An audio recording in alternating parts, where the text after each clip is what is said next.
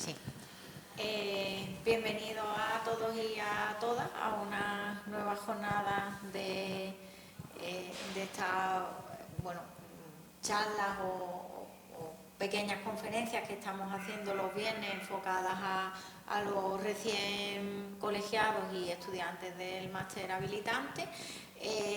La charla de hoy pues corre a cargo de Juan Pedro, que es el compañero que aquí en el colegio lleva la parte de planeamiento, de información y planeamiento, y bueno, pues que hoy nos va a hablar pues de ese tema, en concreto cuestiones que afectan a cositas, a trabajos que hacemos o que no interfieren más en los primeros trabajos que podamos realizar. Y yo no le voy a quitar más tiempo porque seguro que tiene mucho que contar. Gracias, Juan Pedro. Buenos días, gracias por venir. Se oye bien, ¿no? La charla de hoy yo voy a intentar aportaros conceptos y quiero que me perdonéis porque, claro, con el tiempo y el formato realmente es complicado, una materia que tiene tanta, se diversifica tanto, concretar que elegir, pero bueno, ya os digo, está hecho con el corazón. Entonces, yo creo que el primer concepto que podemos manejar es el del propio urbanismo, y de eso hay infinitas teorías escritas. A mí me gusta esta que he encontrado en el Atlas Urbanístico Español, de un arquitecto que se llama Fernando de Terán, que dice, la voy a leer: aparecido sin que se sepa cómo ni por qué, en un planeta del cosmos cuya evolución ofreció las condiciones para ello, el ser humano ha ido desarrollando a lo largo del tiempo tanto su capacidad cognitiva y laboral como su natural condición gregaria. Ello le llevó no solo a construir albergues, sino también a discurrir las formas de organizar las agrupaciones de estos en el terreno. Ese discurrir que es sinónimo de pensamiento, de creatividad y de pensar en lo que no hay, eso es propio del arquitecto, de la arquitecta. Es lo que curricularmente tenemos por nuestra formación de ver en el futuro cómo pueden ser las cosas, el proyecto. En realidad lo que se hace en el urbanismo es lo mismo que en la edificación, un proyecto de la ciudad, de cómo va a ser, de cómo es el espacio rodeado de edificios y de todo lo que es las ciudades, las zonas verdes, los recorridos, los itinerarios, los espacios en armonía, porque lo que estamos buscando es que con la reflexión nuestra aportación sea un espacio en el que los seres humanos podamos hacer esto, trabajar, relacionarlo. Lo de ser gregarios es eso, somos una sociedad, necesitamos esos espacios armónicos. Armónicos para el ser humano significa que se sienta seguro, que tenga posibilidad de hacer ejercicio, deporte, criar una familia.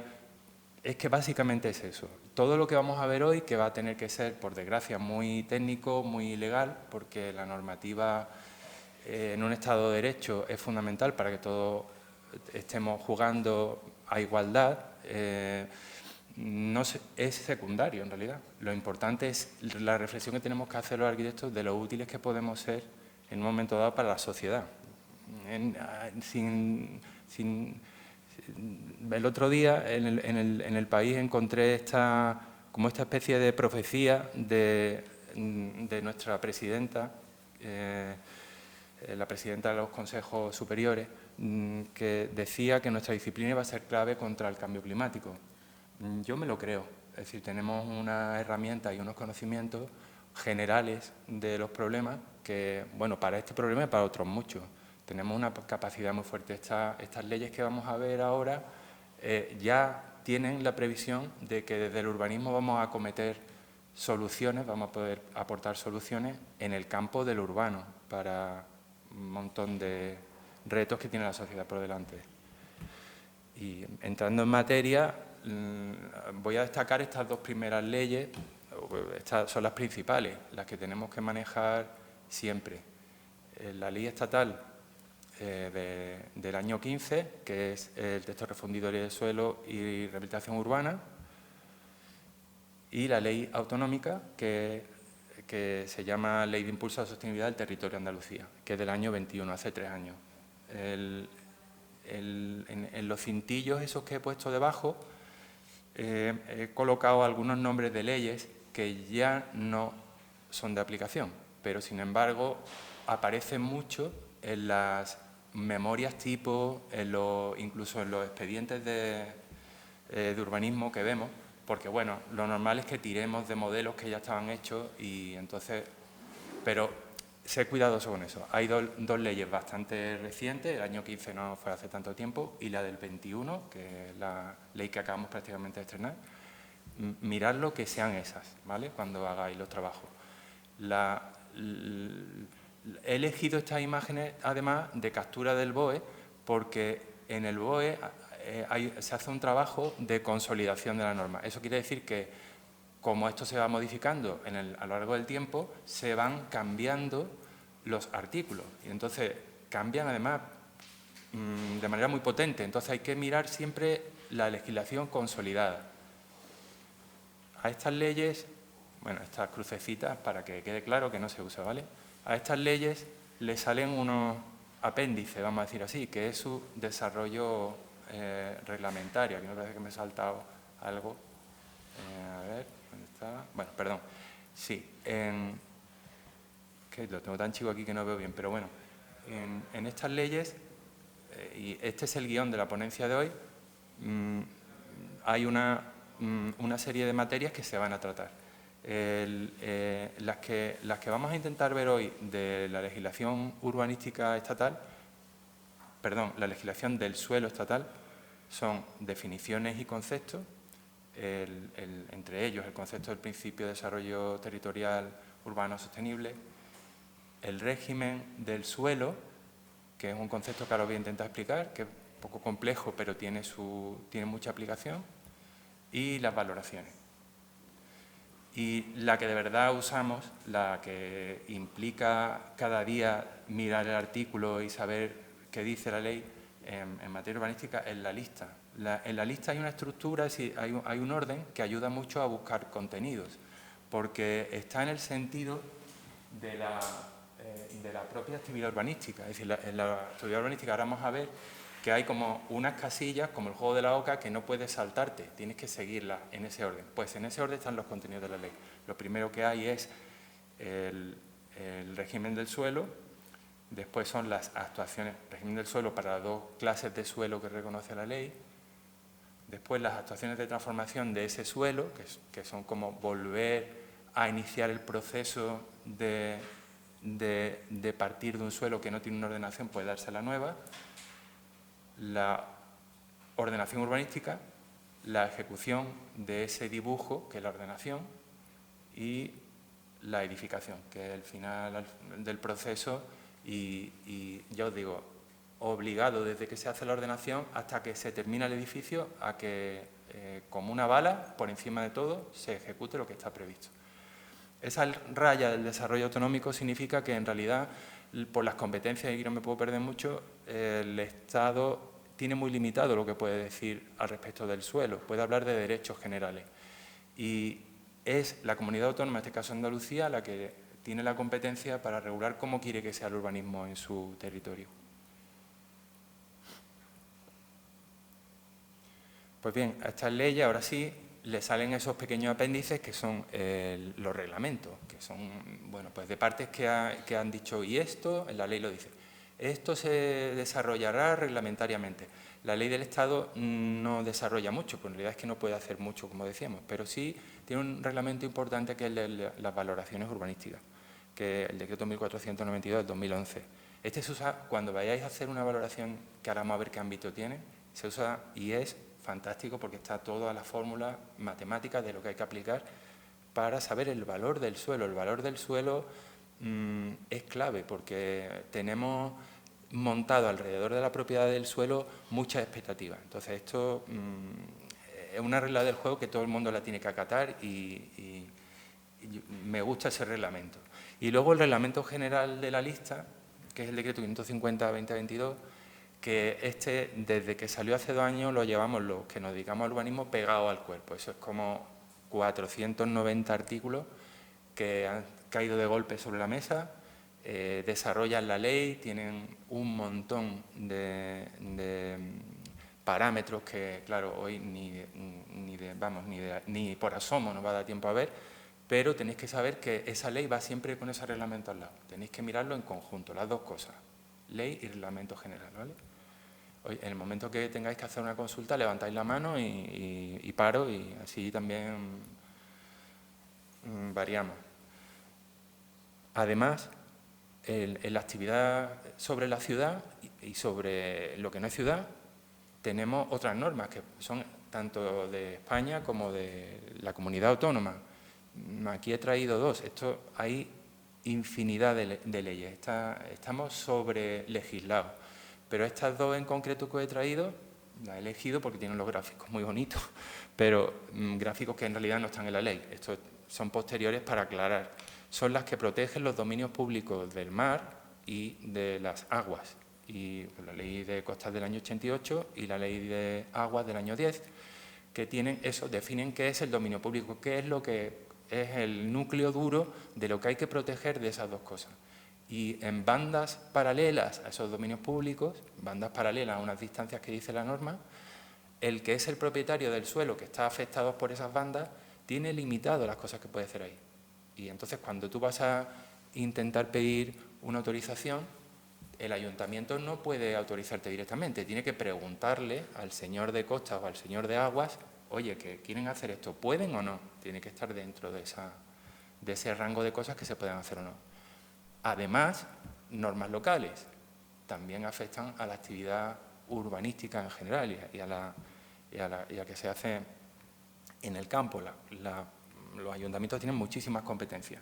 Y igualmente en la lista hay muchas cosas que están derivadas a los ayuntamientos. Podrás hacer una ordenanza, la famosa ordenanza ordenanzas hay de todo. Entonces también tenemos que tener siempre la sospecha de que puede haber una ordenanza municipal que te regule algo concreto que va a afectar a tu proyecto.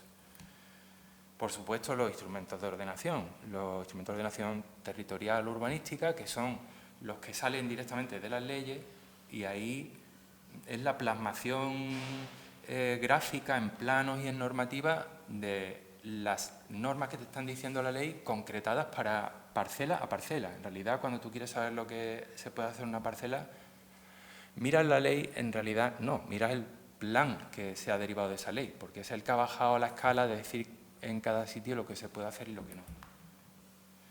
Las directivas europeas que desde el año 86 España está en la Unión, tienen un alcance brutal.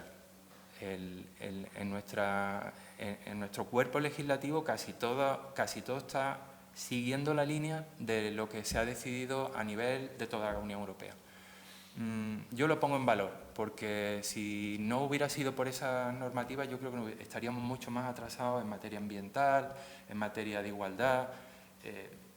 En el campo, yo hablo del campo urbanístico, no de otros campos, pero en esto creo que las directivas han funcionado muy bien y nos fuerzan a estar revisando constantemente el que nuestro cuerpo normativo esté al día. Y bueno, la jurisprudencia, los jueces, lo que dicen los jueces en sus sentencias, eso también es urbanismo.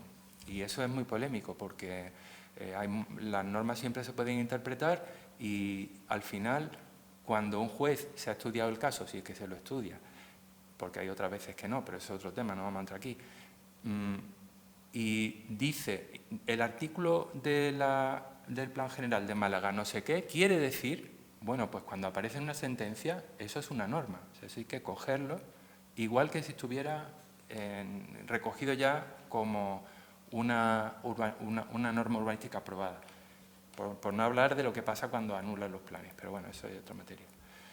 Todo esto que hemos visto, estos contenidos, los tenemos ordenados en la página web. Ordenado es un decir, pero bueno, sí se pueden consultar a través de la página web nuestra en estos sitios que veis. Hay un repositorio que tenemos. Repositorios son como almacenes de cosas digitales de la lista, donde hay cursos, hay apuntes, tenéis todos los textos enlazados, bastante completo, está bastante actualizado. La normativa sectorial, que es la que veíamos, aguas, costas, carreteras, todo eso está en otro bloque, está separado de ese repositorio. Tenemos también un directorio de contacto de los técnicos que están en la administración, por si tenéis que hacer una consulta, con los correos electrónicos y los teléfonos de contacto. Otra cosa es que contesten, pero sí, ahí están los contactos. Hay otro drive donde estamos colgando las consultas más habituales que son de interés general para el colectivo que nos hacéis y que nos responde la administración, pues con la respuesta, por si tiene alguien algún día que ver una cosa parecida, la recupera. Las notas técnicas de urbanismo, que son resúmenes de normativa aplicados a trabajos concretos que podamos hacer. Y luego el hijo predilecto nuestro, de Mercedes, que está aquí conmigo, que es mi compañera del departamento, y yo, que estamos siempre para cualquier cosa que necesitéis os podemos atender. El archivo de planeamiento tiene un visor del contenido. Desde hace 45 años el colegio se puso a guardar todos los instrumentos de ordenación urbanística en general y más cosas, y todos los planos que iban, planimetría, bases de datos de todo tipo, y están ordenadas y guardadas en una base de datos que se puede consultar a través de OIU, que es una Oficina de Información Urbanística. Perdona, antes en todo el tema de normativa que hay, ¿habría una jerarquía en ello? Yo sé de jurisprudencia que dice algo similar. Buena pregunta. Ajá. El problema que yo pueda tener, ¿puede derogar otras acciones que...? Vale, buena pregunta. El urbanismo en los últimos años está siendo el negativo, entiéndeme, del resto de normativas y de lo que dicen los jueces. Es decir, tú tienes planes muy bien pensados, reflexionados, que son, el plan es como ya el último paso antes de que se haga la ciudad. Y viene una sentencia y te lo tumba, sí, tiene una fuerza brutal, es lo que más fuerza tiene. Y las normas que estamos viendo aquí, que he mencionado, que son sectoriales, se llaman sectoriales porque cada una tiene su propia especificidad, ¿no?, de materia.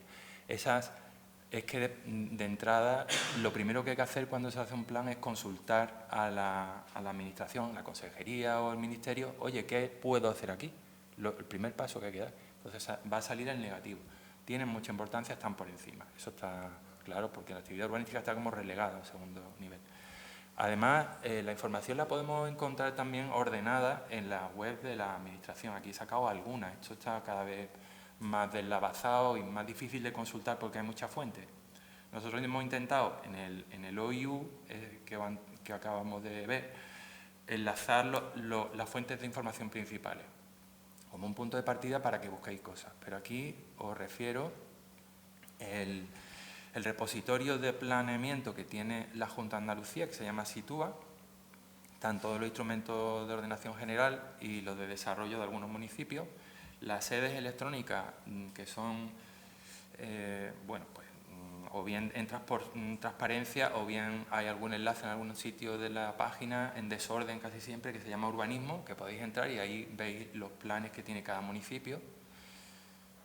El visor que tiene la Diputación Provincial, que se llama IDMAP, este es buenísimo. Este tiene unas cartografías, además, que se pueden casi siempre descargar en formato de WG, ortofotos datadas. Tiene una base de datos potente elaborada por ellos mismos. Es que ellos son, la Diputación es el ayuntamiento de los pueblos, que está por encima de todos y presta unos servicios que casi todos están volcados en esa base de datos. Y luego una cosa que se va implantando poco a poco, que son los sistemas de información territorial, los SIG, que bueno, hay pocos municipios todavía que lo tengan bien actualizado y tal, pero Estepona, Marbella, Rincón de la Victoria, próximamente Málaga, se supone. Y bueno, como os decía, vamos a ver conceptos. Estos que vamos a empezar a ver son los de la ley estatal, en 9 cosas que vamos a ver de la ley estatal.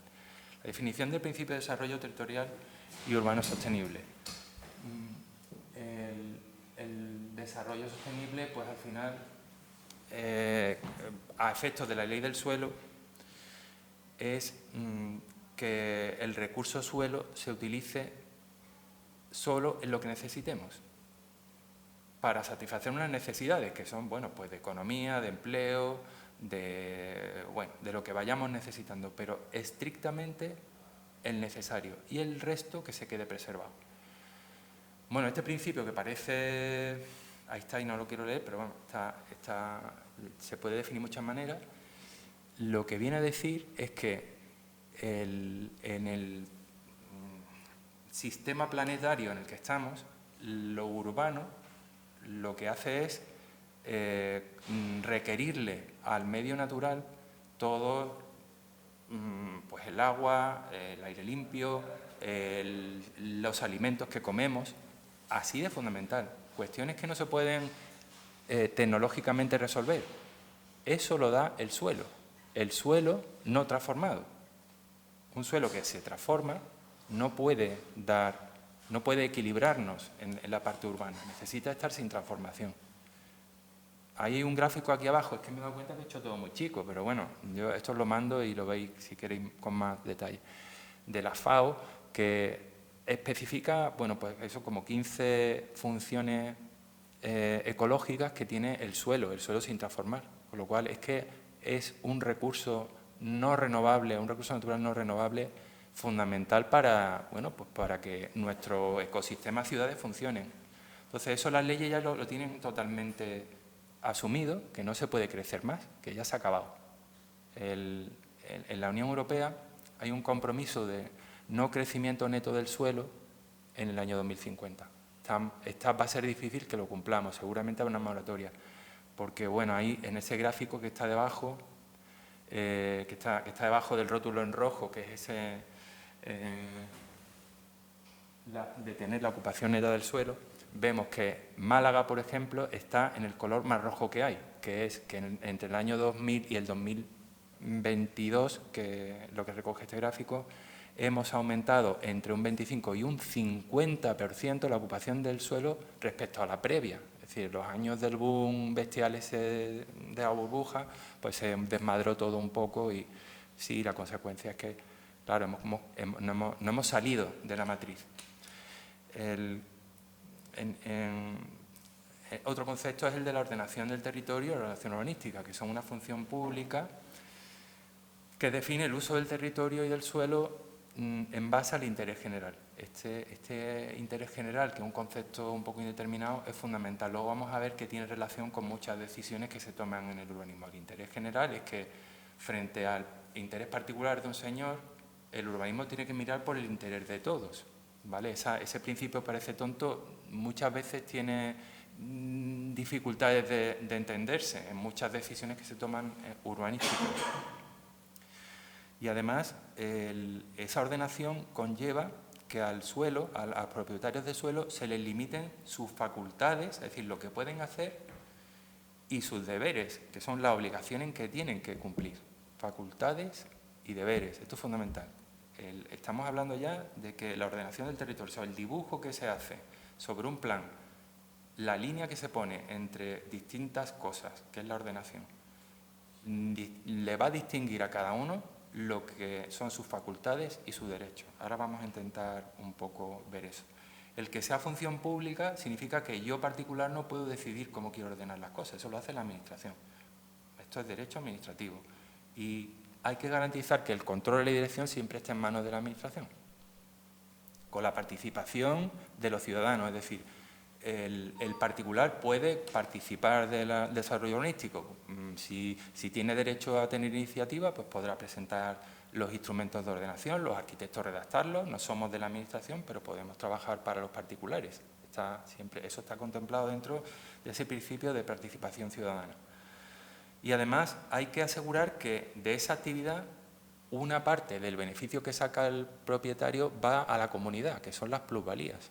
La plusvalía es que el añadido de valor que yo le doy con la ordenación a un suelo, imaginaros lo que va a pasar ahora con, bueno, es que se me ocurre solamente ese caso, pero no es el mejor, el de la Torre del Puerto. Eso era una zona verde que se ha convertido en una torre de 150 metros.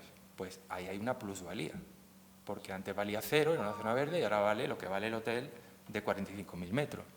pues de ese beneficio que saca un señor, un particular dueño, la comunidad se tiene que ver una parte. Eso es otra cosa fundamental de la ordenación urbanística. Definiciones sueltas. Veis que voy saltando una cosa a otra, a lo mejor está un poco deslavazado, pero no sabía muy bien, me tenéis que perdonar en esto. Finca, se usa mucho la palabra finca, en realidad es una unidad de suelo de edificación que tiene uno o varios propietarios y puede estar o bien por debajo del suelo y ser una finca, o subsuelo, puede estar a nivel del suelo, sigue siendo finca, o en vuelo, es decir, podemos tener un edificio en el que la segunda planta sea una finca. Parcela, unidad de suelo que tiene atribuida edificabilidad y uso urbanístico. Y complejo inmobiliario, el complejo inmobiliario, otro concepto que se usa mucho, que es cuando hay una superposición de lo privado con lo público sobre el mismo suelo. Y eso es como si jugáramos a tener dos solares, uno encima puesto de otro. Esas definiciones están en la ley, están muy bien desarrolladas en la ley, yo las menciono para que sepáis dónde mirarlas, si hay que un día que hacer un trabajo de esto. La situación básica del suelo y las actuaciones de transformación urbanística también las crea la ley estatal y distingue entre el suelo urbanizado y el suelo rural. Después, cuando veamos la ley autonómica, vamos a ver cómo la ley autonómica ha desarrollado esto. Porque lo único que habla la ley estatal es decir, yo digo que aquí hay dos cosas que son por cómo las veo cuando las miro. Situación básica, es decir, cómo están ahora mismo cuando las miro. Que puede estar urbanizada o puede estar en situación rural. Y además, sobre esos estados del suelo, yo puedo transformar el suelo, que son las actuaciones de transformación. Lo de las actuaciones urbanas están por debajo de las de transformación, también están definidas en la ley, artículo 24, entre paréntesis he metido los artículos. Y, por ejemplo, entre las reglas que hay aquí, botiburrillo de reglas que hay, están las de poder ocupar el espacio público con edificación cuando tenga por objeto la mejora de la eficiencia energética o la mejora de la accesibilidad del edificio. Es decir, yo tengo un edificio al que le tengo que pegar un ascensor y lo tengo que hacer en la calle, pues la ley estatal me está diciendo que lo puedo hacer por encima de la norma y no me computa edificabilidad. Esa regla está aquí, en la ley estatal. Y luego unos aspectos de publicidad que, bueno, me los salto porque no es que hay que publicar la normativa cuando se aprueba, que en las sedes electrónicas, aquí he sacado la de Málaga, se tienen que consultar los instrumentos y que hay una cosa que se llama el resumen ejecutivo que se incorpora a los instrumentos de ordenación para que se sepa, para el que no sabe urbanismo, entienda de qué va el instrumento que está leyendo en la publicidad. Las valoraciones urbanísticas, otro campo que es específico de la norma estatal.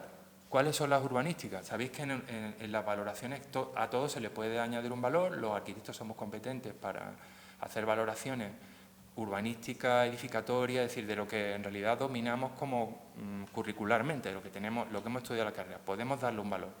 Pues hay un tipo de valoración, que es la urbanística, que es la que sirve para cuando hay que calcular qué beneficios tiene un señor cuando hace una transformación del suelo, que es esa operación de reparto de beneficio y carga.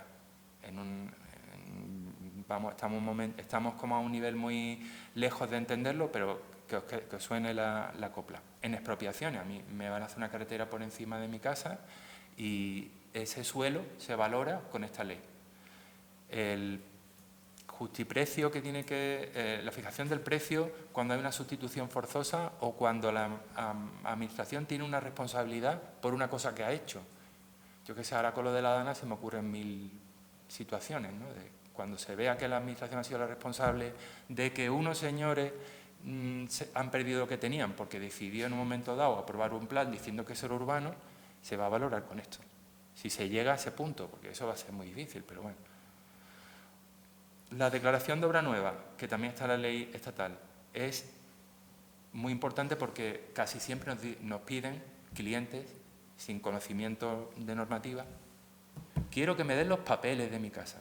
Y claro, los papeles de mi casa, ¿eso qué quiere decir? Bueno, pues hay distintas capas de documentos que se pueden obtener en un edificio y que podemos participar nosotros en redactar lo que sea necesario para ese documento.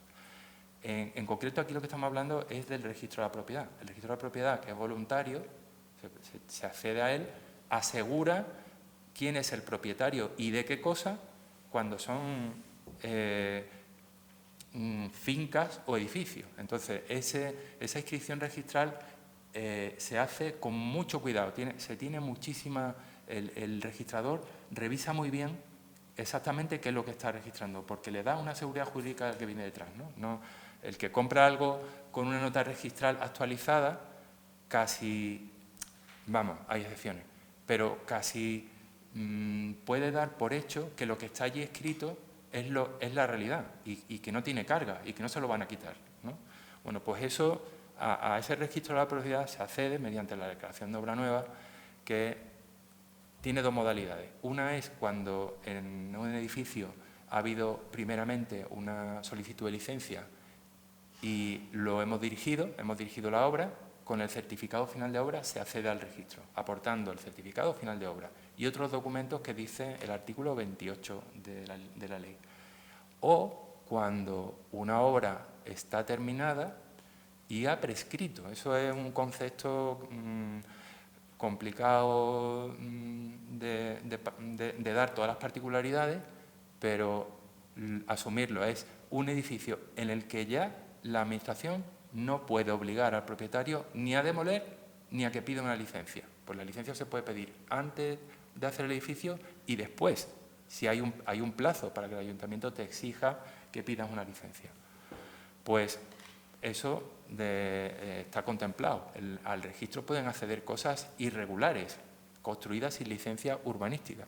Pueden acceder por prescripción, con un certificado de antigüedad. Quedaros un poco con la idea, pero eso está en el 28, también se usa muchísimo, ¿vale? Y por último, de la ley estatal, vamos a ver que la actividad sobre el suelo tiene una conexión con el Código Penal. El Código Penal es el coco, el que manda a la cárcel a la gente. La ordenación urbanística que antes hemos definido, ese plano de la ciudad dibujada, donde tienen que estar las cosas, eso es un bien de la sociedad y está protegido por un delito que es el que está en el artículo 319, delito sobre la ordenación del territorio. Ojo, que el 319 nos menciona directamente, nos menciona cuando una administración abre un expediente sobre una administración, el ayuntamiento, quien sea, la comunidad autónoma, y detecta que hay indicios de que estamos dentro de los supuestos del artículo 319 del Código Penal, dice, cierro mi expediente, aquí lo tiene usted, al juzgado. Y entonces vamos directamente al juez con este peso de que pueden caernos hasta 2 años de cárcel. Y yo he visto sentencias de técnicos que, bueno, pues por desconocimiento, por problemas que a nosotros se nos opone un conocimiento que nos carga de responsabilidad. Entonces, mucho cuidado con cómo participamos en ciertas cosas que son inevitables, ¿no? Muchas veces por compromiso. Bueno, pero ya está, ya empezamos con la parte bonita. Ya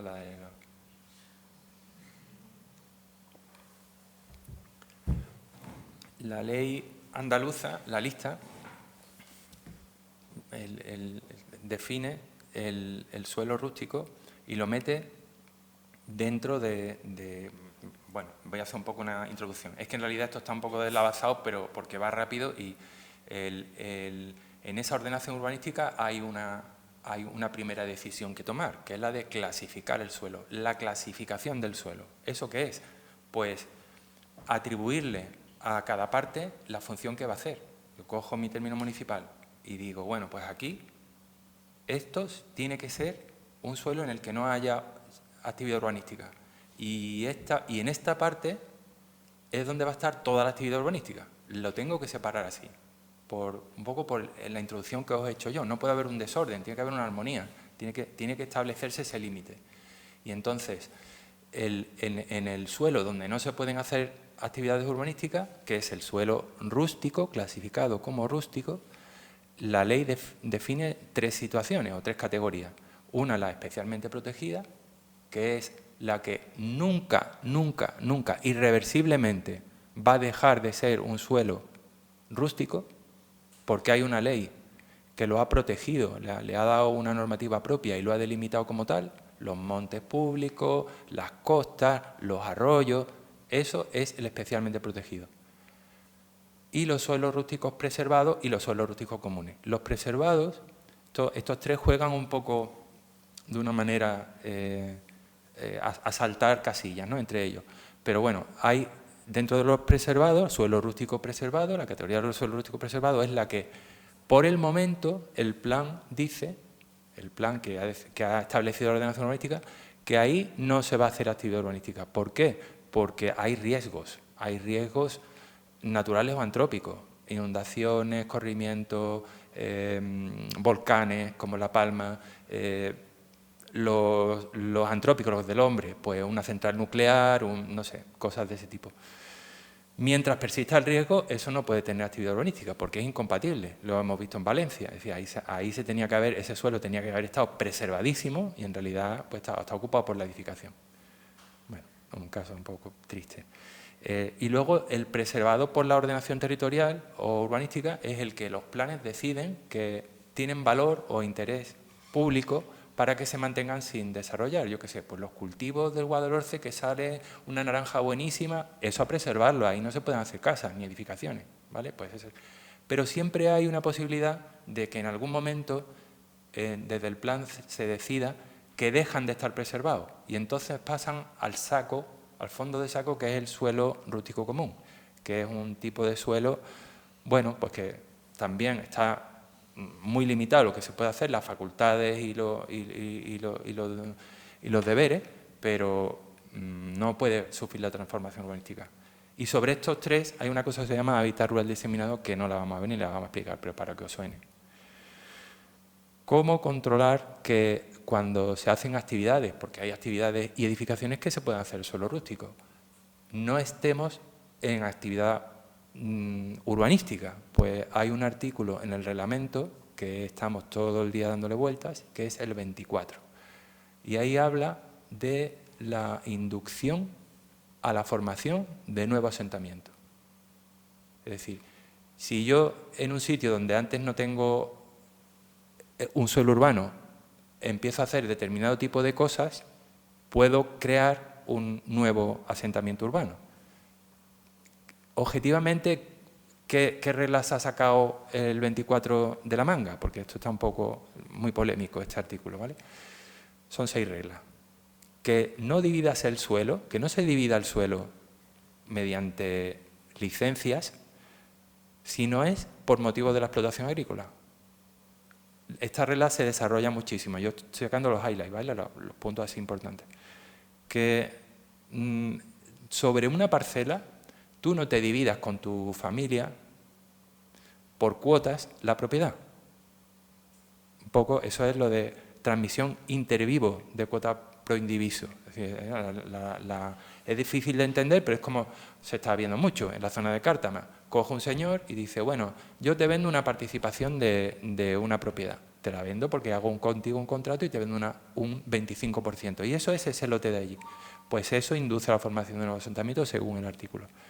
Que en un círculo, esto ya son condiciones geométricas, de 200 metros alrededor del edificio que se quiere implantar, haya más de 6 edificaciones de residencial, terciario o industrial, o más de 10 de cualquier uso. Y ahí te definen en ese artículo qué son edificaciones. Que propongas una nueva vivienda a menos de 200 metros de otra existente o de un asentamiento urbano. El trazado de viarios innecesarios, es decir, un carril para llegar yo a mi explotación lo puedo hacer, pero un vial para parcelar y que los propietarios vayan a esas parcelas no puedo. Y proponer infraestructuras que no sean las propias del suelo rústico. Pues todo esto induce a la formación de nuevos asentamientos y automáticamente le da al propietario del suelo que pide una licencia entrando en estos aspectos el no por delante. Esto es un no. Diga lo que diga el plan que se puede hacer, porque tú tienes alrededor, están pasando unas cosas, o tú estás haciendo un determinado tipo de cosas jurídicas que te lo impiden. Casos, ejemplos de la clasificación del suelo que antes hemos visto de las categorías, ¿no? Este es el Pegón de Marbella, el Plan General de Ordenación Municipal de Marbella. Lo verde oscuro, lo verde más oscuro, arroyo, monte público, costa, ese está en suelo rústico especialmente protegido. El moradito es un suelo preservado por la ordenación territorial, ahí no va a haber desarrollo urbanístico ahora, porque ha dicho el plan que no, porque cree que hay un interés especial en que allí no se desarrolle, y lo verde claro es el suelo rústico común. Otro caso, el de Cártama, que, bueno, aquí había traído el caso, pero esto es que no lo puedo ni leer, porque está tan chico aquí, que tiene, un listado de todas las leyes que preservan, mejor dicho, protegen el suelo y lo dejan especialmente protegido. Es que, en realidad, esto que son reglas que parecen fáciles, hay que aplicarlas sobre planes antiguos, como el caso de Álora. Álora tiene un plan del año catapum, ahora está tramitando uno nuevo, lo va a adaptar, pero tú lo que te encuentras es el plan anterior a hace 3 años, que es cuando ha entrado la nueva ley con todos estos nombres y todas estas cosas. Entonces, el cuadrito de abajo lo que hace es una traducción de lo que habitualmente todavía nos vamos a ir encontrando, que son los SNU, suelos no urbanizables, que es el suelo rústico que trae la ley autonómica, con la equivalencia que tiene. Pues, por ejemplo, el suelo no urbanizable especial protección ahora es el suelo rústico de especial protección. El suelo no urbanizable especial protección por planificación territorial o por riesgos, ahora es un suelo rústico preservado, ya no es de especial protección, ha bajado de escalón un poco, ¿vale? La idea. Y bueno, el suelo rústico común, que es el que antes hemos dicho. El suelo urbano, la definición del suelo urbano, otra de las categorías, hay 2 categorías de suelo, 2 clases de suelo que la ley define. Una es la definición que se hace en el artículo 13 de la ley, donde haya calle y casas, calles y casas. Esa, traducido en mal y pronto, eso es, por definición de ley, una manera de decir que es un suelo urbano. Ahora vamos a ver que tiene particularidades. Y por ahora, en una disposición transitoria de la ley, también se habla de el suelo que venga en los planes recogido como urbano. Es decir, tenemos que mirar 2 cosas, que esté en el plan ya recogido como urbano, en el plan antiguo anterior a la ley, o que cumpla el artículo 13 de la ley. El artículo 13 de la ley dice esto: el suelo urbano es el terreno que está incluido en una malla urbana, concepto difícil, pero vamos a ver que hay una definición, dentro de un núcleo de asentamiento y que cumpla alguno de estos 3 requisitos: que se haya transformado y recepcionado porque hubo un instrumento que dijo que tenía que hacerse así, un plan parcial que pintó las calles, que esté transformado urbanísticamente, y eso lo define.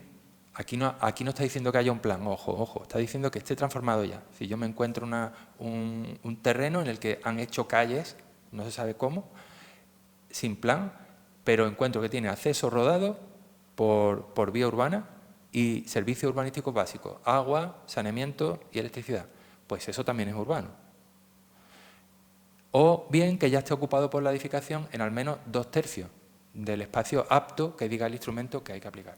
¿Y qué es la malla urbana en la que tiene que estar esto inserto? Pues es un ámbito un ámbito continuo en el que lo he deslindado por viales que están interconectados entre sí, que forman parte de la red viaria del municipio, es decir, no lo tengo en el quinto pino, sino que hay un sentido de unión de un sistema viario y que está conectado a las redes públicas y con dotaciones. Es decir, ¿qué quiere decir eso? Pues que el agua municipal llega por esas calles a cada parcela y que además tenga un servicio de recogida de basura. Eso es malla urbana. Esto es súper complicado de aplicar y tiene mucha importancia. Es que varía muchísimo las facultades y los deberes del que es propietario de un suelo urbano o es un propietario de suelo rústico. ¿Entendéis la diferencia? Es que le cambia completamente el bolsillo para empezar, es que tiene otro valor, ¿vale? Y bueno, esta es en el suelo urbano lo propio que es, pues la actividad urbanística. La actividad urbanística es que yo dibujo en un plan un dibujo de cómo va a ser la ciudad y ese dibujo se tiene que hacer tal cual, pero bueno, como una flecha, o sea, un cohete, tiene que hacerse, tiene que, por encima de todo, que un propietario, es que yo no quiero, te aguantas, esto está hecho por interés público, te hemos aprobado un plan y te ha tocado que a ti, en tu casa, donde está tu casa, vaya a la zona verde, se tiene que ejecutar sí o sí. Ojo, con unos pasos. Estos van en las casillas otra vez de la OCA, ¿no? El primero es que haya una ordenación urbanística, esta es la actividad urbanística, la actividad que hace la ciudad. La ordenación urbanística detallada, es decir, donde están las calles, las alineaciones, la calificación del suelo, concepto distinto al de clasificación. Calificación significa que parcela a parcela el plan me pone un uso y una edificabilidad y una tipología de edificio. Pues lo primero que tiene que haber la ordenación, después sobre esa ordenación hay que aprobar unos instrumentos de ejecución, que son los que reparten en realidad dónde está repartida la carga, de qué paga cada cual, qué derecho de aprovechamiento tiene, que en realidad ahí es donde está la pasta, el proyecto de urbanización donde se define toda la infraestructura que se va a ejecutar, aprobado. El siguiente paso, perdón, aquí me he colado.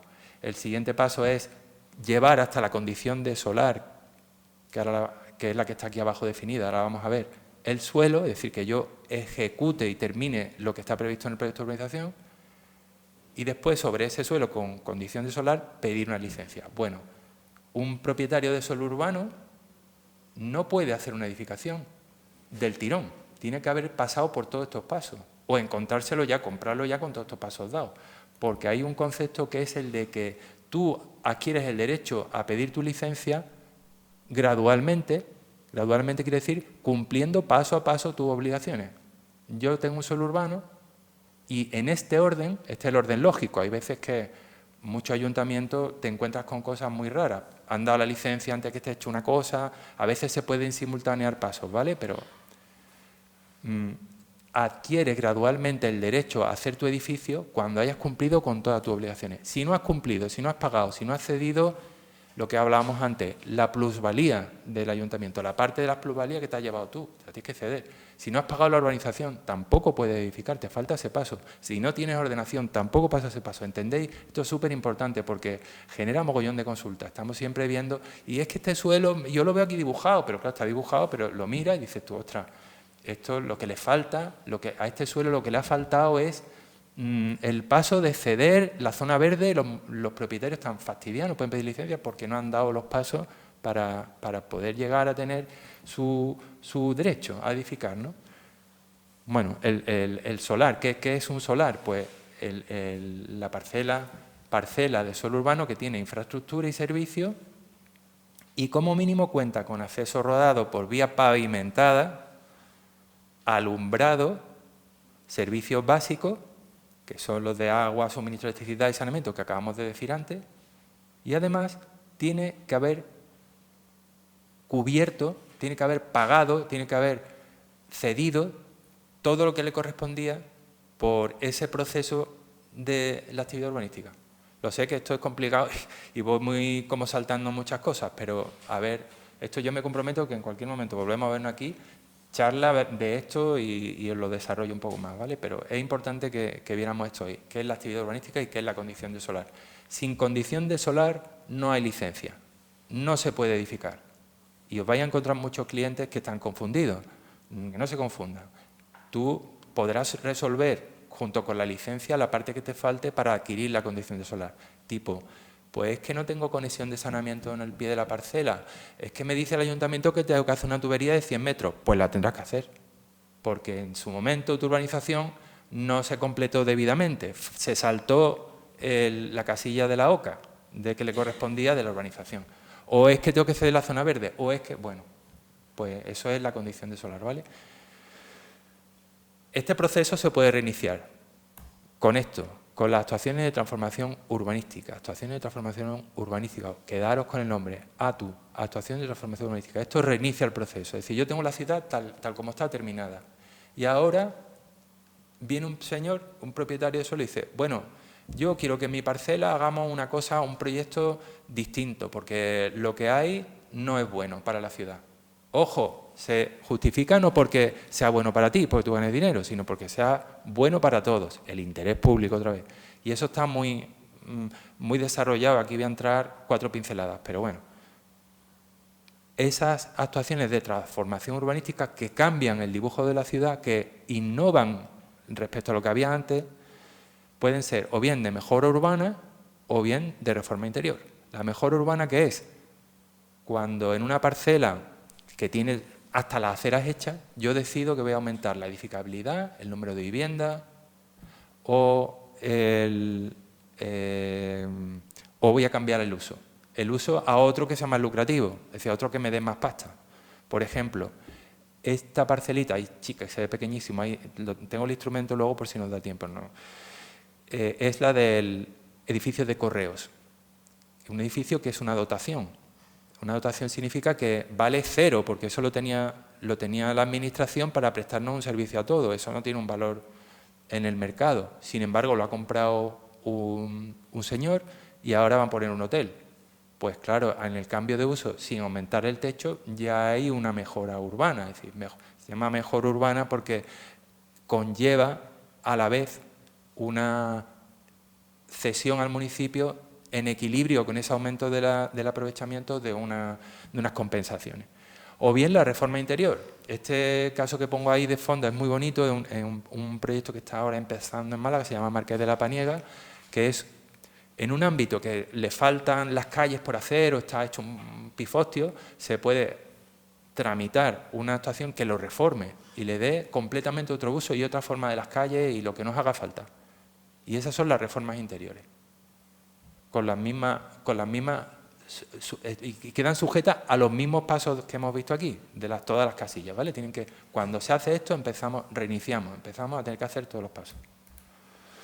La conclusión de estas 2 clases de suelo es que si veis en los planes antiguos que vais a tener antes de hace 3 años, que estaban hechos antes de la lista, que algo se llama suelo urbanizable, eso ha desaparecido. Eso ya no existe. Se llama de otra manera, ¿vale? Ese, en general, lo tacho, en general van a ser suelos rústicos en los que hay una actuación de transformación urbanística de nueva urbanización. O sea, el nombre la verdad que lo podríamos haber acortado porque ATU-NU, ¿vale? Pues equivalencia suelo urbanizable ATU-NU. Es lo mismo. Es lo mismo. ¿Y en qué consiste eso? Pues que en un suelo rústico común, a través de un procedimiento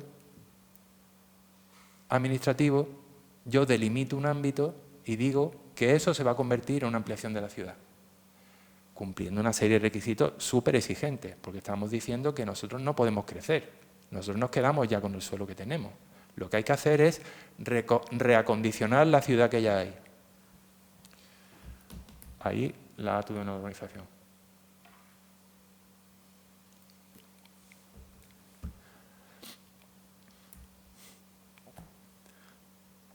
Pero, bueno, este paso que hemos dado aquí no es el único, el de transformar el suelo rústico en un nuevo suelo urbano, no es la única actividad que está permitida en el suelo rústico. El suelo rústico no puede tener actividad urbanística, pero sí puede tener actuaciones que la ley identifica en 2 grupos muy grandes. Las ordinarias y las extraordinarias. Las actuaciones ordinarias son las que tienen que ver con la explotación de los recursos naturales que tiene la finca donde estamos, el terreno donde estamos. Te dice ahí directamente agricultura, ganadería, uso forestal, cinegético, todos estos usos son ordinarios. Definición, lo primero que hace la ley es decir, estos son usos ordinarios. Utilización de los recursos naturales que no supongan una transformación de la naturaleza rústica, es decir, que le hagan al suelo perder la capacidad de volver a vegetarse. Las vinculadas a la energía renovable, esto es muy polémico porque tenemos ahora un mandato brutal de la transición y descarbonización, y entonces necesitamos instalaciones que van a ocupar mucho suelo rústico. La ley ha despejado el camino y ha dicho esto es ordinario. Esto, en realidad, el sol es un recurso, ha entendido la ley, o el que ha hecho la ley. El sol es un recurso natural, lo puedes explotar. Puedes quitar lo que hay y poner placas solares. Los proyectos de compensación y autocompensación de carbono, de CO2, perdón, etcétera. Estas actuaciones ordinarias, estos usos ordinarios pueden conllevar una cosa que la ley dice que son actuaciones ordinarias. Actuaciones ordinarias pueden ser construcciones, instalaciones y edificaciones. ¿Para qué? Pues, bueno, pues necesito que en un terreno implantar una almazara, porque tengo un olivar brutal y esa aceituna la tengo que llevar a 200 kilómetros a que me la conviertan en aceite. Bueno, pues esa es una actuación ordinaria. Está dentro de la finca, es decir, tiene que cumplir unos criterios muy requisitos. De hecho, tenemos una nota técnico-urbanística que resume cuáles son esos casos que están dentro de los supuestos de las actuaciones ordinarias. Me gustaría dedicarle más tiempo a esto, pero bueno, lo vamos a dejar aquí. Vamos a pasar a las actuaciones extraordinarias, que por contra de las ordinarias, las extraordinarias sí pueden hacer perder al suelo la condición de volverse a revegetar. Son actuaciones que se llaman extraordinarias, el nombre está puesto expresamente, porque están muy penalizadas, entre comillas, son muy limitadas. Tienen que revestir tienen que tener una serie de requisitos. Son las que tienen interés público o social, otra vez el interés público aparece aquí, ¿como cuáles? Pues las que generen una dinámica económica interesante para el municipio o le sirvan al campo para poderse autosostener económicamente. El campo cuesta mucho dinero mantenerlo, hay muchas explotaciones agrícolas que no dan rendimiento. Hay veces que necesita un complemento el propietario, montar un pequeño hotel rural, lo que sea que le corresponda. La ley dice que esas son actuaciones de interés público.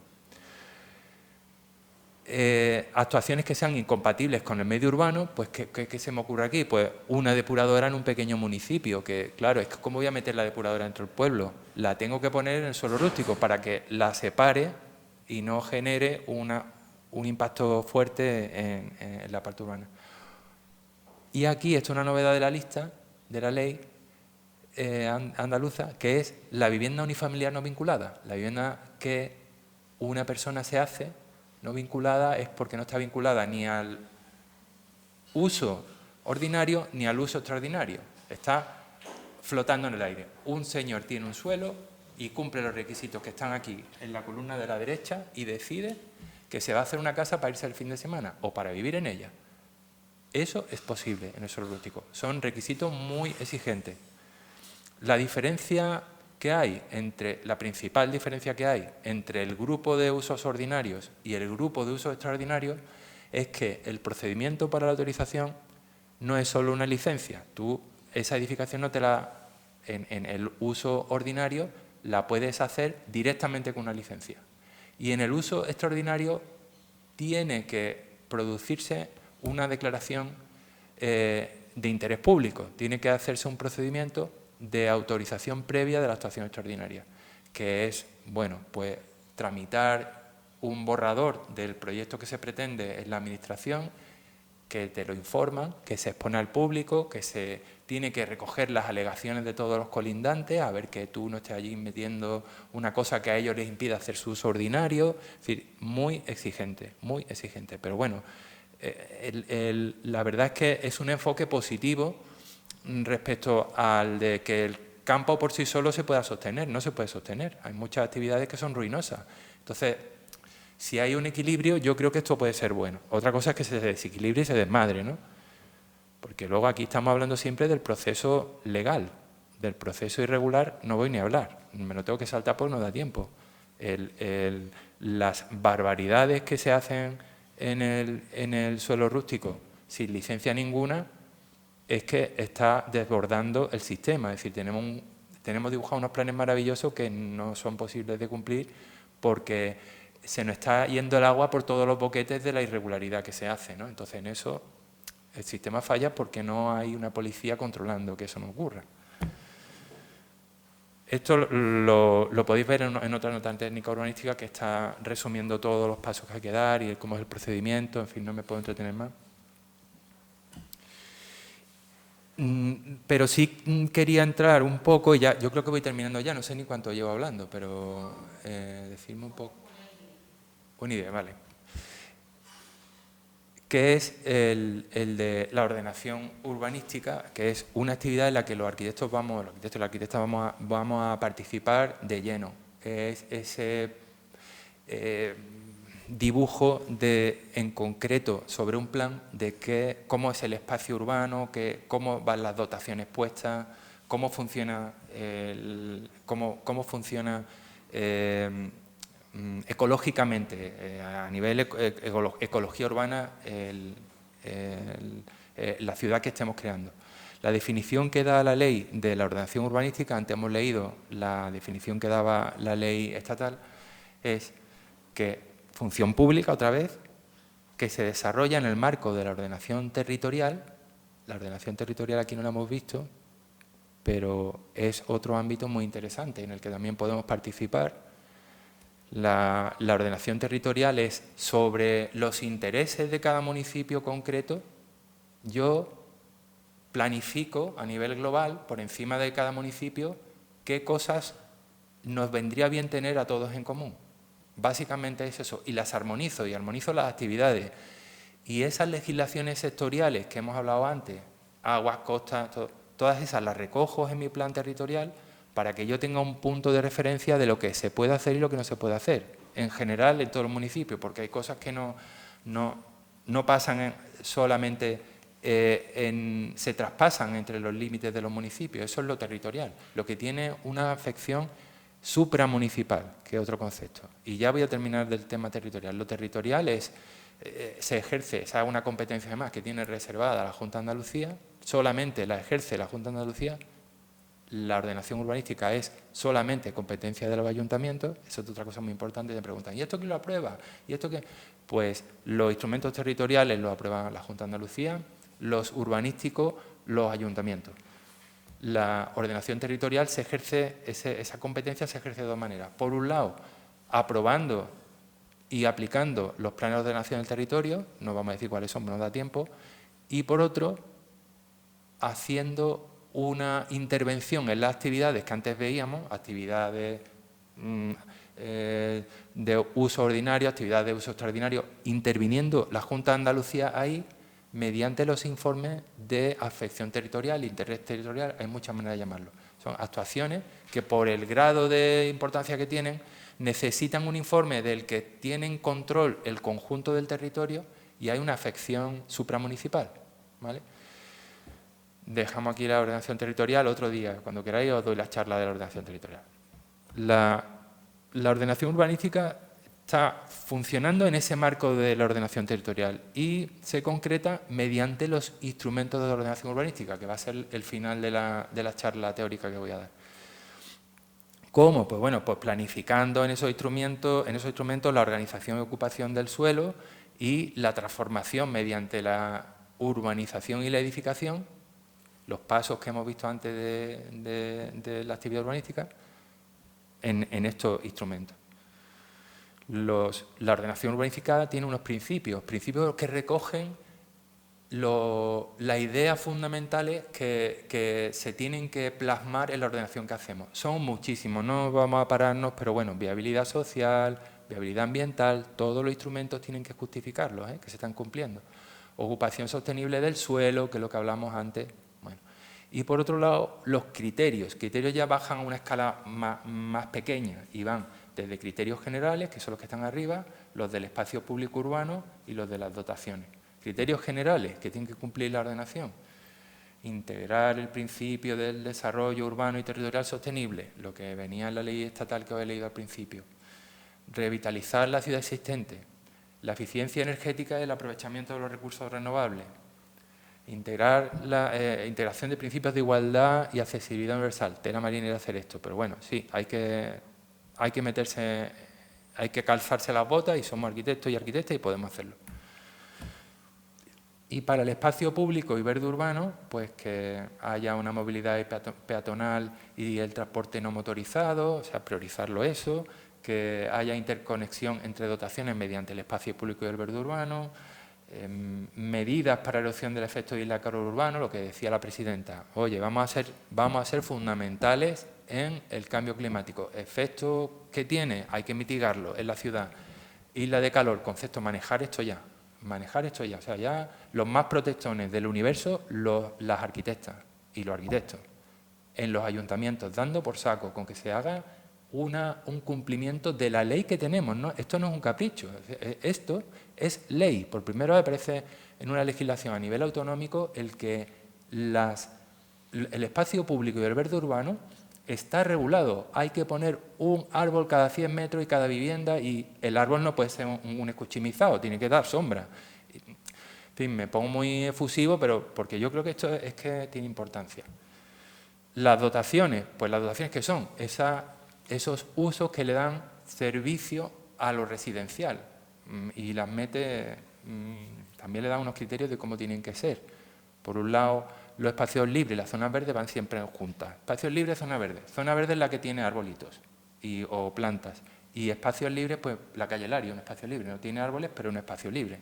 Es la calle peatonal. Movilidad sostenible y equipamientos. Bueno, no me puedo entretener mucho más. Pasamos a la caja de herramientas. Esta es la caja de herramientas de la ordenación urbanística. Los instrumentos que hay ahora en la ley. Os vais a encontrar en planes anteriores a la ley otras cosas.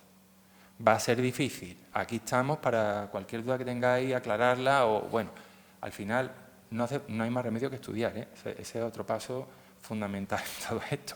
O sea, esto no sale improvisado. Hay que estudiar muchísimo. Es una obligación, la llevamos como mochila, ¿vale? Pero bueno, instrumentos que los distingue la ley en dos niveles. Los de ordenación urbanística general,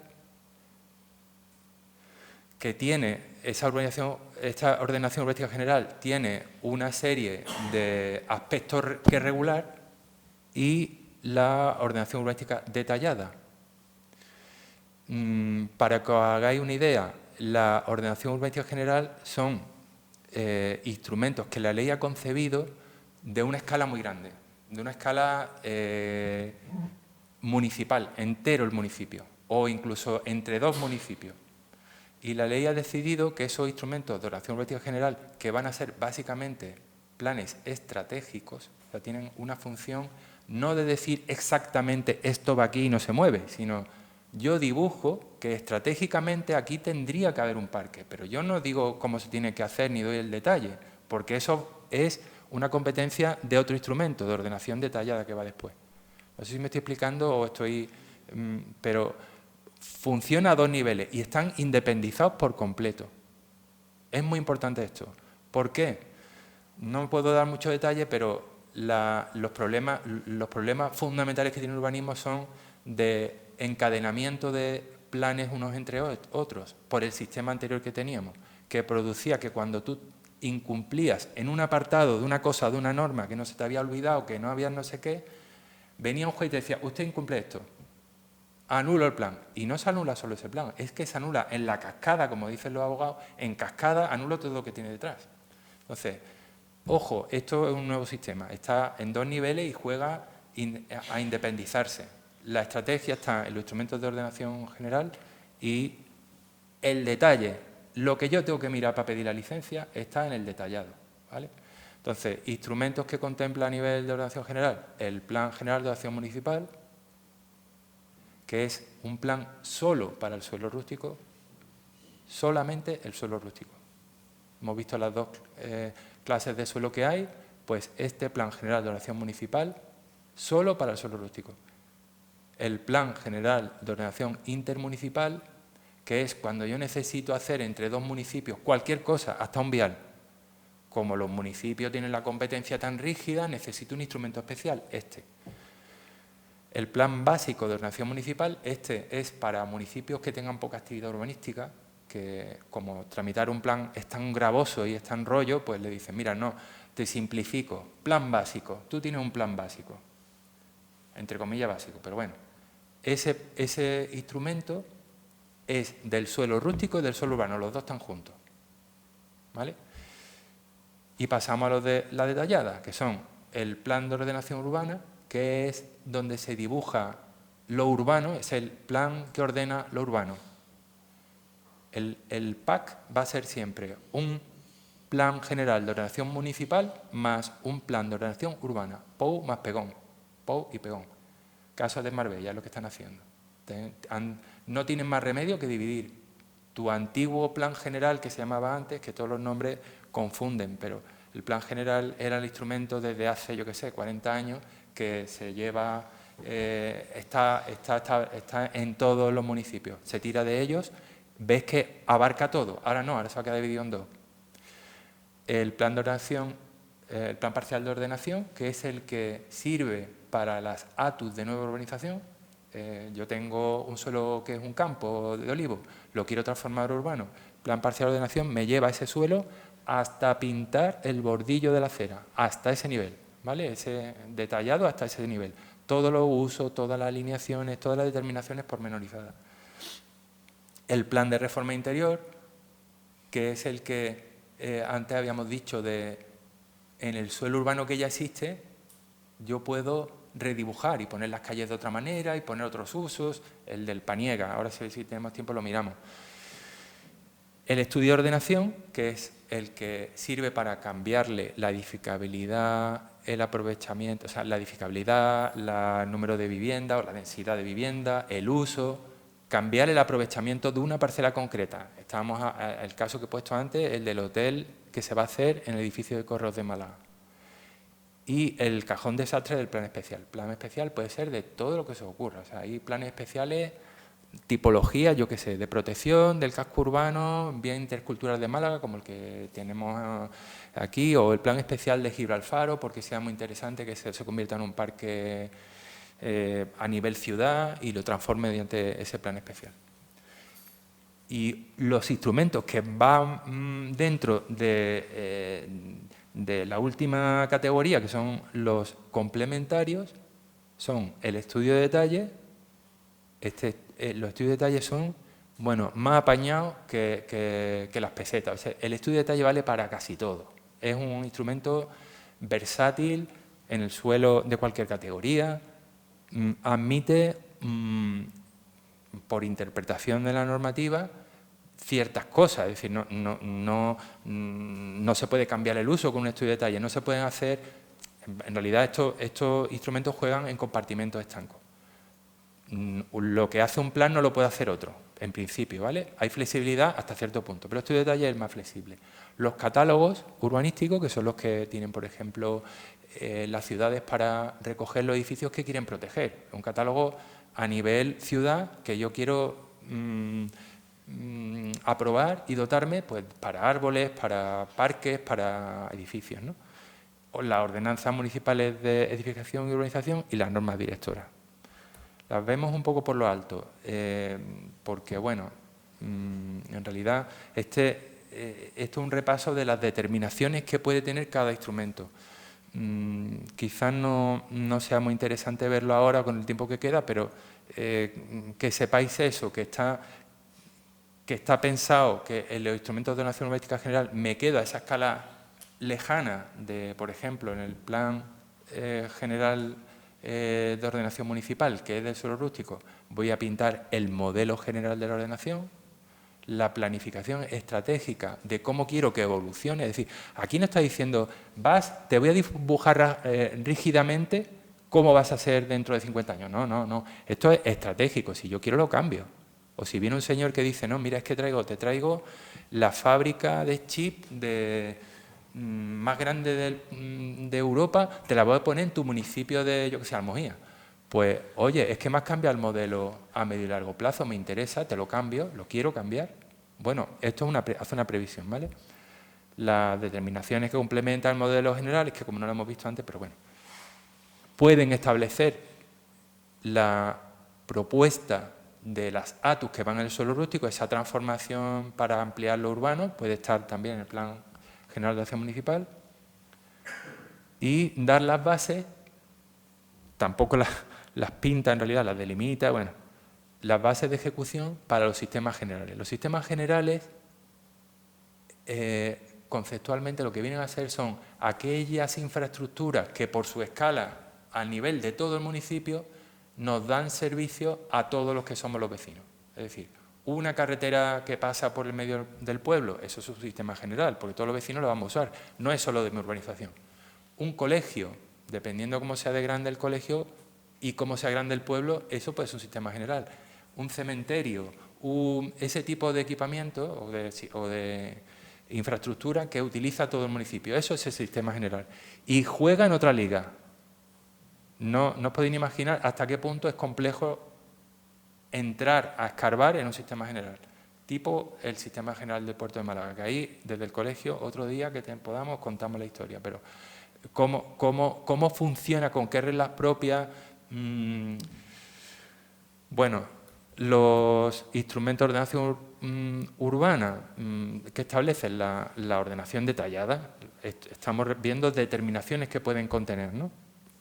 El POU, el Plan de Ordenación Urbana, tiene que tener las zonas de suelo urbano, la calificación del suelo, que antes la hemos mencionado, la definición completa de la malla, alineaciones, rasantes, donde están colocados los elementos que forman el sistema local viario, las características de la infraestructura, la delimitación de los bienes y espacios protegidos, la regulación precisa de los usos del suelo, la normativa de la edificación, que esto es lo que más usamos en realidad, la normativa que está dentro de los planes, plan general, cuando estén los POU, cuando estén los planes de ordenación urbana, se mira en el POU, la normativa, voy a intentar hacer un caso aplicado de la normativa del Plan General Marbella, a ver si no da tiempo. Esto está dentro de los instrumentos de ordenación detallada. En casi todos, veis que coincide en casi los que hemos mencionado antes, en el listado tienen estas cosas. Y los recursos y áreas de interés paisajístico. El paisaje se introduce por primera vez hace 3 años en la ley autonómica, está en Mantilla. Es otro campo interesantísimo en el que hay que especializarse, porque estamos a cero de paisaje. Os animo a que investiguéis, que os hagáis especialistas, porque va a hacer falta integrarlo en todos los instrumentos. En todos los instrumentos hay que hacer un diagnóstico de cómo está el paisaje del ámbito y unas medidas que determinen cómo se tiene que proteger o mejorar en todos los instrumentos. Y nadie sabe lo que es que nadie sabe ni siquiera lo que es el paisaje, en realidad. Es un concepto súper difícil de controlar y que tiene... En fin, no me voy a perder en esto. Además, los planes de ordenación urbana también pueden tener la propuesta de delimitación de la ATU de reforma interior o mejora urbana, el propio plan. También pueden surgir por iniciativa de interés público, es decir, por iniciativa de un particular que diga yo soy el dueño del hotel de correo y aquí quiero poner un hotel, una ATU, que no estaba antes, no estaba prevista, la puedo plantear y si tiene interés público mejora la ordenación que había antes, tira para adelante. Y estos son los complementarios, los instrumentos de ordenación complementarios. No quería entrar en la parte del antiurbanismo, que es la de la edificación irregular, los SAFOs, todo eso, pero bueno, este cuadro resumen eso. A ver, SAFO es un trabajo que hacemos, eso está claro, que nos toca entrar en esa materia, pero estamos con la basura del urbanismo. Perdón que os lo tenga que decir así, porque es lo que se carga el sistema urbanístico, es lo que rompe el equilibrio que tenemos entre todos, aceptado, que hay que proteger y es un bien. ¿Eso qué es? Pues que yo cojo y hago una edificación irregular donde me da la gana, o un movimiento de tierra, o un uso que no pega, y como todo prescribe, incluso el asesinato, es decir, tú matas a alguien dentro de 20 años, apareces otra vez y la ley no puede ir contra ti. Pues esto es un poco igual, aquí son 6 años, en general, el plazo general.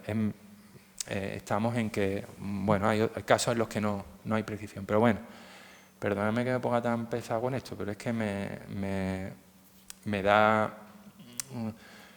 yo creo que generaciones nuevas tenemos que visualizar eso, mentalizarnos y un poco ser los que demos hacia nuestros clientes y a los que tengamos alrededor la lata. O sea, se acabó ya de irregularidad, hay que hacer las cosas legales. El esquema este que os traigo es en qué situación jurídica, cosa muy importante, antes hemos hablado de cuándo se accedía al registro de la propiedad, que es la situación patrimonial del edificio. Yo lo tengo registrado, ya esa capa está asegurada, eso es mío, está escrito. Ahora, necesito saber qué situación jurídico-urbanística tiene el edificio, un edificio que yo me encuentro.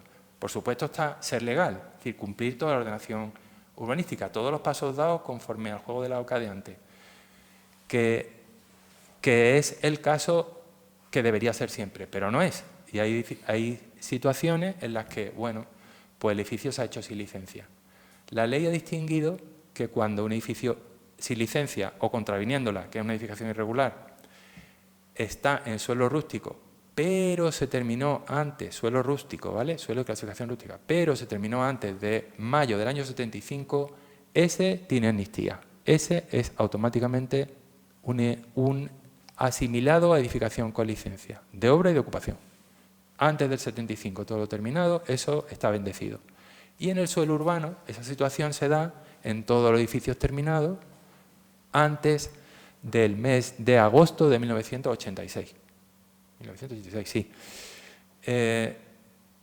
Bueno, igual, está en esa situación si el edificio se ha conservado como era en agosto del 86. Si yo encima del edificio he echado una planta y ahora lo he transformado aquello brutalmente y he cambiado el uso, pues ahí hay que hacer una investigación. Todo esto es investigar, ¿eh? Esto es un CSI sobre el edificio, ¿eh?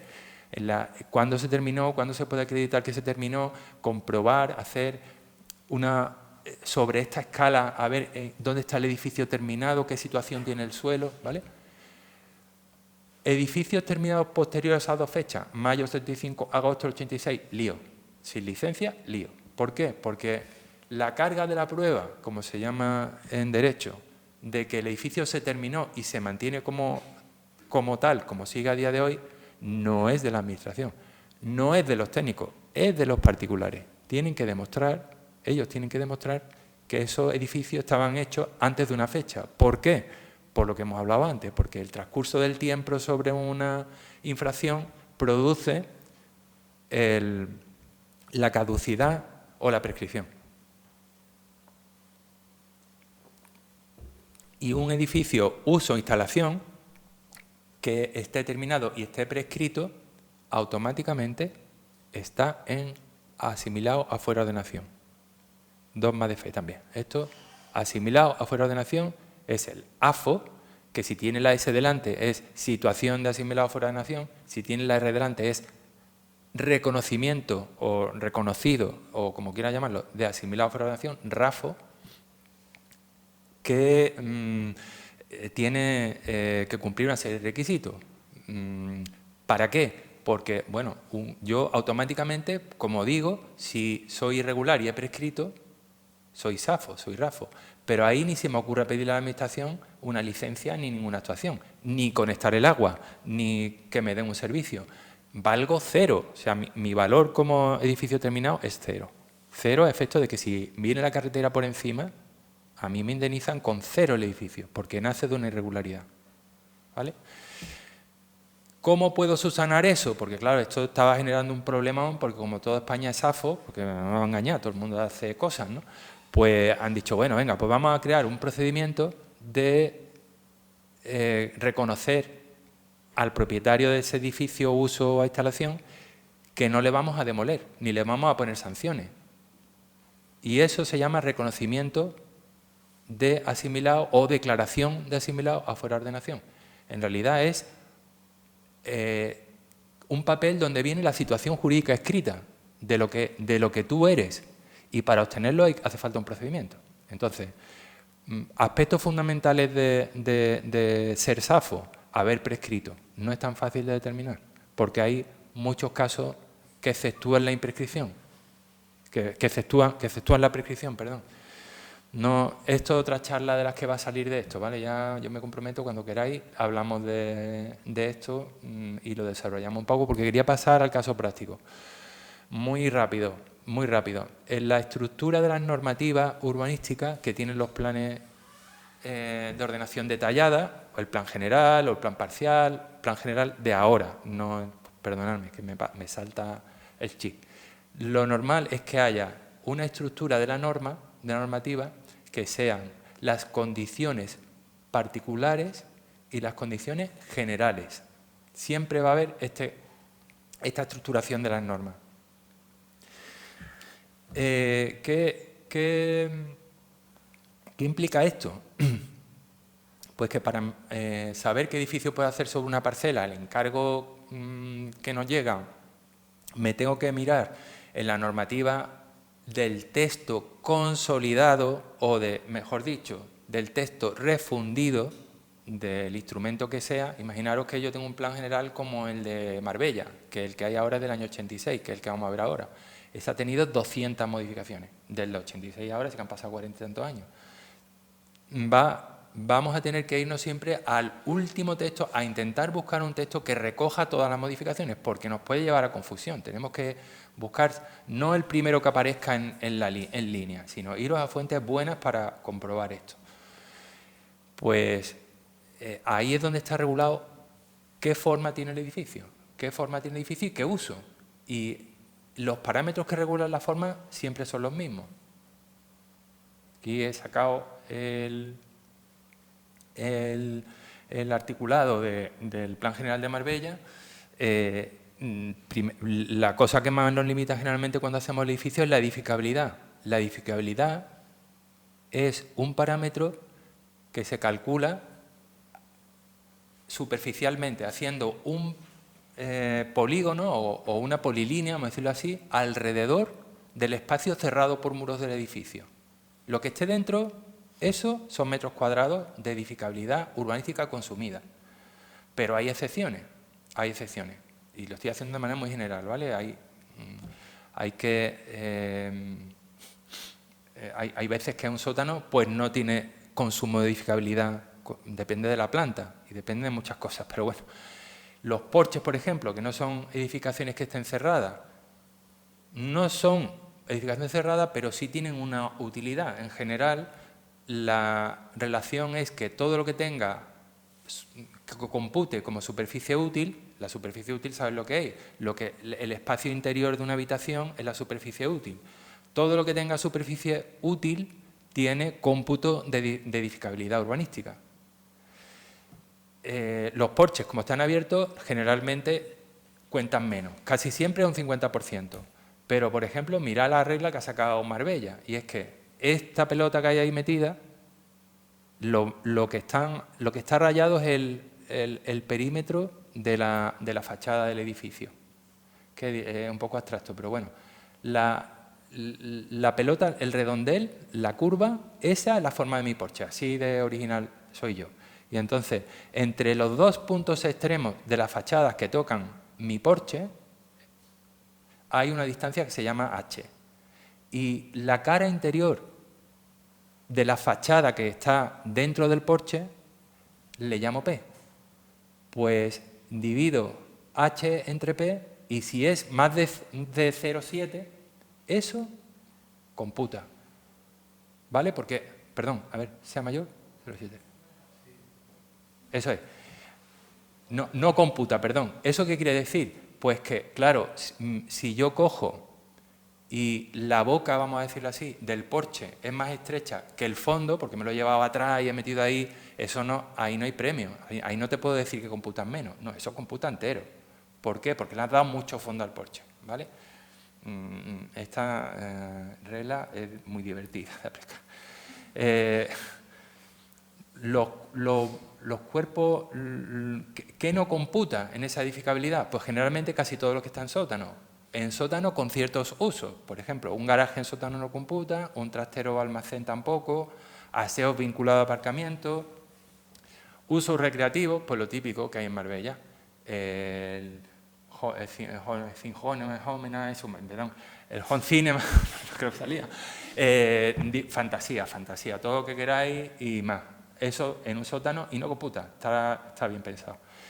Instalación. Hablando de los sótanos, me pasó hace poco una cosa que lo estoy comentando con una compañera.